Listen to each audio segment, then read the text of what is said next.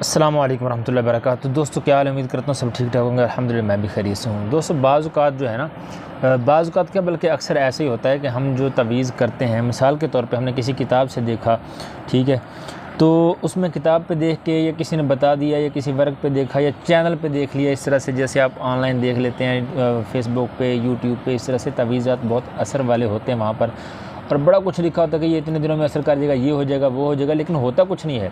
हम तवीज़ लिखते हैं, हम उसी तरह से जैसे वीडियो के अंदर बताया जाता है हम वैसे ही उसको करते हैं, उसी पेंसिल से वैसे जो तरीका सारे फॉलो करते हैं, लेकिन फिर भी वो असर नहीं करते। तो इसकी वजह क्या है, ये हम आज वजह जो है ना वो डिस्कस करेंगे। मेन चीज़ जो है कि तवीज़ असर क्यों नहीं करते, तवीज़ात असर क्यों नहीं करते। ये जी, तवीज़ात असर क्यों नहीं करते। हम तवीज़ लिखते हैं यार, उसमें बताया जाता है कि ये मिनटों में असर कर जाएंगे, एक दिन में, तवीज़ असर क्यों नहीं करते फिर। तो उसके लिए प्यारे भाई सबसे जो पहली बात है आपको समझाने के लिए मैं बता दूं कि इसमें सबसे पहली बात है उसमें ये है कि आपने इजाज़त ली है। सबसे पहले तो ये है, ठीक है, कि आपने इजाज़त ली है। दूसरे नंबर पे जो तरीके बताए गए थे उसमें वो सारे स्टेप आपने उसी तरह या आधी वीडियो देख के लिखना शुरू कर दिया। आखिर तक आपने वीडियो देखी, हो सकता है आखिर तक उसने कुछ ना कुछ उसमें नया बताया हो जो हमारी समझ से बाहर हो। तो क्या आपने सारी वीडियो देखी थी और उसके जो है सारे स्टेप फॉलो की थी, किताब में जो लिखा है वो सारा कुछ आपने फॉलो किया था, या उसमें लिखा था ज़ाफ़रान से लिखे, आपने आम पेंसिल से लिख दिया। तो ये सारे स्टेप फॉलो किए थे, ठीक है, आपने सब कुछ फॉलो किया था जैसे जैसे उसने बताया। नंबर 3 कि वो जायज़ काम के लिए आप कर रहे हैं या नाजायज़ के लिए। मिसाल के तौर पे उसने बताया आपको कि आप किसी भी जायज़ काम के लिए कर सकते हैं, ठीक है, लेकिन आपने क्या किया, आपने नाजायज़ काम के लिए कर लिया, तो ये भी गलत हो गया, ठीक है, तो ये भी असर नहीं करेगा। इसी तरह से उसके बाद आपने जो तवीज़ लिखने के बारे में मिसाल के तौर पर आपको बताया जाता है, तो उसमें सारे तवीज़ ऐसे नहीं है किताब खोल ली तवीज़ लिखा असर कर गया, या चैनल खोला तवीज़ किया और असर कर गया, नहीं, उसके लिए बाकायदा चिल्ला होता है। तो क्या आपने उस तवीज़ का चिल्ला बाकायदा कर रखा है? नहीं कर रखा। ये बहुत से इस तरह से स्टेप हैं जो आप जो है ना हम फॉलो नहीं कर पाते। तो इसलिए जो है वो किस साथ में लिखा, अब साथ होती है, साथ में किस साथ में लिखा, ठीक है, ये हमें पता नहीं किस साथ में लिखा। किस दिन लिखा, पता नहीं किस दिन लिखा, ये भी हमें नहीं पता, ठीक है, किस दिन लिखना है, किस साथ में लिखना है, चिल्ला किया कि नहीं किया, जायज़ काम के लिए नाजायज़ काम के लिए सारे स्टेप फॉलो किए, इजाज़त ली थी या नहीं ली थी, तो ये सारा कुछ इसमें होता है। और फिर उसके बाद अगर ये सारा कुछ हो जाए तो फिर उसको इस्तेमाल करने का तरीका, कितने दिन इस्तेमाल करना है, ठीक है, कितने दिन इस्तेमाल करना है, कौन से बाजू बांधना है, गले में लटकाना है, फेंकना है, बहाना है, क्या करना है उसका, वो भी हमें पता नहीं है कि क्या करना है। तो इसलिए बाज़ का तवीज़ असर नहीं करते। तो आज मैं आपको बताऊंगा कि मेन चीज़ें सारी तो हम बातें कर लेंगे, चिल्ले के बारे में आज मैं आपको बताऊंगा कि तवीज़ात का चिल्ला कैसे करना है ताकि आप जो है ना तवीज़ जो करें वो असर करें। तो पहले मैं जो है ना वो नक्शे 15 बताता हूँ। जैसे मिसाल के तौर पे ये एक तवीज़ है, ये छोटा सा, ठीक है, ये एक तवीज़ है सूखे के मर्द के लिए जो बच्चों को देते हैं, जो बच्चे सूख जाते हैं, खाते कुछ नहीं है वगैरह वगैरह, ठीक है। ये अब है 3 खानों वाला, इसको कहते हैं नक्शे 15, 3 खानों वाला। तो अगर इस 3 खानों वाले तवीज़ का जो है आप अमल कर लेते हैं, चिल्ला कर लेते हैं, तो फिर आप किताब में हो, चैनल पे हो, कहीं भी आप 3 खानों वाला देखेंगे तो उस 3 खानों वाले तवीज़ को आप लिख सकते हैं, कर सकते हैं, क्योंकि आपने उसका चिल्ला किया हुआ। इसको नक्शे 15 बोलते हैं। जैसे मिसाल के तौर पे नक्शे 15 है। अब आपने चिल्ला कैसे करना है, सबसे पहले आपने इजाज़त के साथ आपने सबसे पहले ये करना है कि आपने अपने नाम के आदाद निकाल लेने हैं। जैसे मिसाल के तौर पे आपका नाम वसीम है, ठीक है, तो मैं वसीम के आदाद निकाल लूँगा। आदाद निकालने का तो आपको पता होगा ना कि आदाद कैसे निकालते हैं, हरूफ अबजद के ज़रिए से मैं इधर से आपको निकाल के बताता हूँ। वैसे मेरी वीडियो बाकी भी मौजूद हैं, आदाद कैसे निकालते हैं।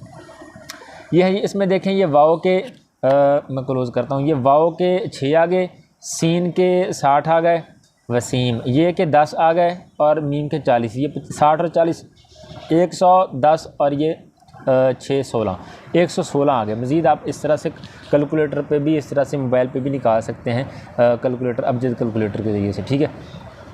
तो इसमें ये 116 आ गए मिसाल के तौर पे। तो अब आपने वसीम के आदाद कितने आ गए, 116, ठीक है। तो आपने करना क्या है, कि नक्शे 15 जो है ना, नक्शे 15 क्या है मैं आपको बता देता हूँ अभी। ये आपने 4 लाइनें इस तरह से मार लेनी है, 4 लाइनें इस तरह से मार लेनी है, ये या 3-3 खाने बने, 4-4 लाइनें मारेंगे तो 3-3 खाने बन गया। अब ये नक्शे 15 की चाल क्या है, 1 2 3 4 5 6 7 8 और ये 9, ये नक्शे 15 की चाल है। अब इसमें अब जहाँ से भी जमा करेंगे ये 15 ही बनेगा। जैसे आप इधर से देख लें, जैसे मिसाल के तौर 7 और 6 13 14 15, 5 और 4 9 और 6 15, ये 15 ही बनेंगे, नक्शे 15 इसको बोलते हैं। ठीक है, ऊपर 786 लगाएं, ये आपकी मर्ज़ी है। ये तावीज़ जो है ना नक्शे 15, अब इस पे अबूर हासिल करना है तो ये, वरना 4 खानों वाला है या 5 खानों वाला, जिस पे आपने अबूर हासिल करना है आपने, मैं इसकी मिसाल दे रहा हूँ नक्शे 15 की। तो ये नक्शे 15 आपने 116 आपके आदाद आए हैं वसीम के, आपका जो भी नाम है उसके आदाद निकाल लें। तो ये जैसे वसीम है उसके 116, तो आपने ये नक्शे 15 जो है ये आपने रोज़ाना 116 मरतबा लिखना है। ये नक्शे 15 आपने रोज़ाना 116 मरतबा लिखना है। और लिखने के बाद आपने क्या करना है, उस तवीज़ को आपने गोली की तरह से गोल कर लें। जैसे मैं आपको बता दूं, इधर मैंने आपके समझाने के लिए लिख के रखा है, मैं आपको बता दूं। जैसे ये नक्शे 15 लिख लिया ना, ऐसे कागज़ पे लिखते जाना 116 की तादाद में लिखना रोज़ाना आपने 11 दिन। उसको फिर ऐसे ऐसे अपने अलग कर लेना, सारे तवीज़ों को अलग कर लेना, 116 पर्चियाँ बन जाएगी। उन पर्चियों को फिर आपने ऐसे ऐसे करके ऐसे ये गोल सा ऐसे बना लेना है, गोली की तरह से, ऐसे ये बन गया गोली की तरह। ठीक है, अब इसके ऊपर आपने आटा जो है ना जिससे रोटियां पकाते हैं, गूंदा हुआ आटा जो है उसको आपने इसके ऊपर लेप कर देना है। यानी ये लगे कि तवीज़ नहीं है ये, बल्कि आटे की गोली है, ऐसे लगे इसके ऊपर लेप कर देना है।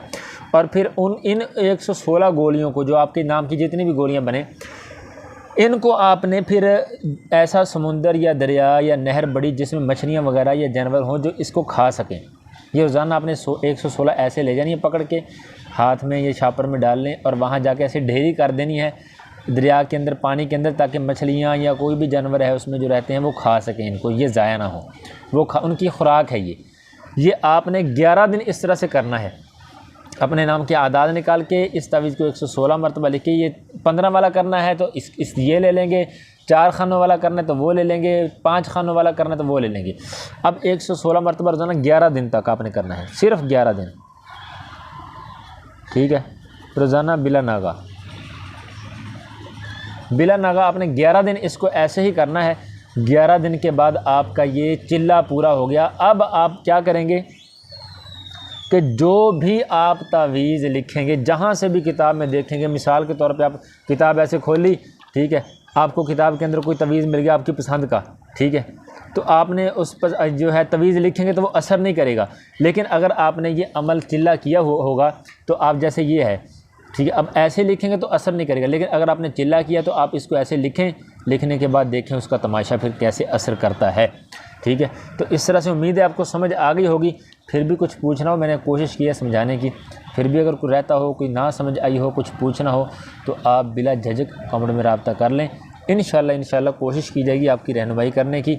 जज़ाकल्लाहु खैरा। अस्सलामु अलैकुम रहमतुल्लाहि व बरकातुहू।